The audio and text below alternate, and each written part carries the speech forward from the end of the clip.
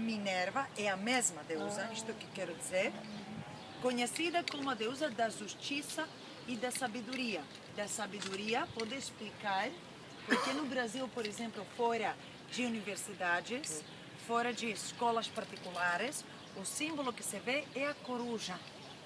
Sempre a Atenea era apresentada tendo no colo dela ou ao pé dela uma coruja, o símbolo da sabedoria. Hoje em dia, os cristãos não têm mais templos, mas têm igrejas. Palavra que provém da palavra grega eclesia, quer dizer convite. Então fazemos o convite dos crentes onde? No interior da igreja. É essa a diferença. Hoje em dia, os crentes entramos às igrejas. Naquela época, os crentes subiram até lá, elogiaram a deusa Atenea Minerva, assistiram sacrifícios, ainda menos só de animais, mas não entravam no templo. Então, no livro, o templo é descrito como a casa de Deus. Na prática e na realidade, era usado como armazém de luxo. Ia entrar o sacerdote da época, ia colocar lá no interior do templo uma estátua feita, por exemplo, de ouro e marfim, ou uma peça feita de prata.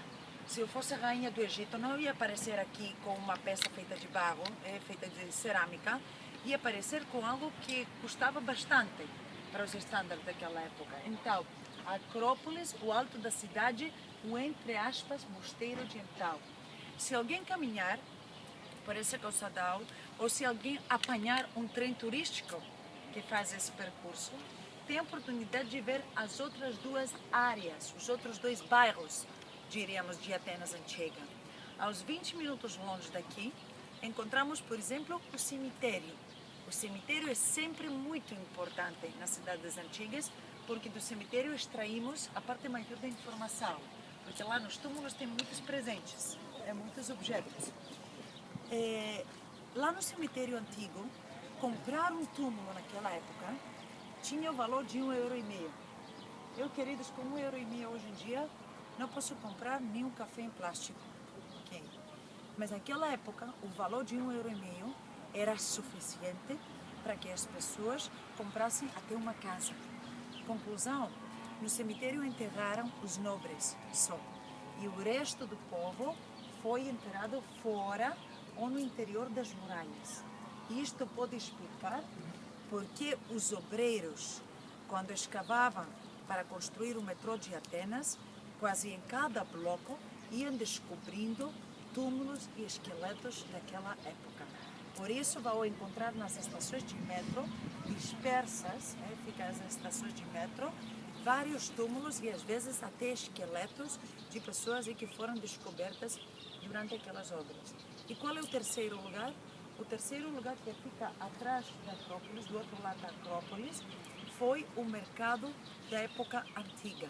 Mas ao dizer mercado, devem imaginar a praça da época, galerias que tinham várias lojinhas, uma área muito movimentada, mas uma área onde frequentavam só os homens. Se uma mulher queria ir ao mercado, devia ir sempre acompanhada por um homem parente da família. Então isto revela que as mulheres realmente não tinham as mesmas liberdades como hoje em dia, ou ainda menos não tinham a mesma liberdade que o homem na época. As únicas que frequentavam na área do mercado foram as prostitutas. Por isso, não sei qual é a sua programação, mas se tiverem, por exemplo, nos próximos dias, ou hoje, tempo livre, vale a pena mesmo, da praça principal de Atenas, a praça de Síntagma, apanharem um trem turístico que faz esse percurso. Porque o trem turístico passa por calçadões, o ônibus não tem acesso aos calçadões, e vão ver todos esses locais e vão ter uma ideia completa de Atenas da época antiga. Imaginem que o país grego é um país recém-estabelecido, nos meados do século XIX. Então o brasileiro pensa, então o que eu estou fazendo cá? Eu pensava que os gregos têm uma história bem antiga. E outra coisa, a história da nação grega, e outra coisa, a história do país grego, com bandeira, capital, fronteiras, depois com economia. Isto é outra coisa, Agora, a nação grega existe há mais do que 3.000 anos.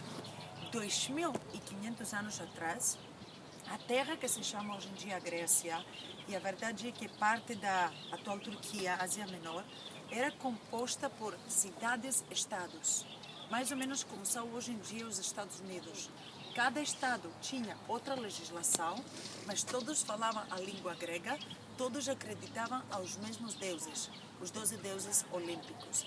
Entre estes estados, Atenas, no século V a.C., tornou-se a cidade mais importante, a mais rica, a mais forte, consequentemente, a mais arrogante. E essa arrogância devia ser mostrada aos outros. Então, o que fizeram os atenienses?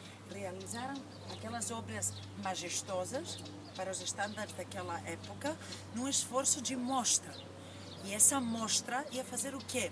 Ia desanimar futuros inimigos. Porque se um visitante chegasse lá em cima, fosse lá em cima, ia pensar logo, olha, eles têm dinheiro. Porque se eles têm dinheiro para construir templos e construções de tanta mármore, com certeza tem dinheiro para construir e criar armadura ou criar mais barcos. Então foi uma maneira de desanimar futuros inimigos. Diplomacia pura, em outras palavras. Tirem as suas fotos, comprem daquele quiosco água. As garrafas de água custam 50 centavos do euro, a garrafa pequena. Acho uma garrafa por casal é suficiente. Se alguém pode comprar uma garrafa para ele ou ela mesma. E vamos caminhando para essa direção, para ir até o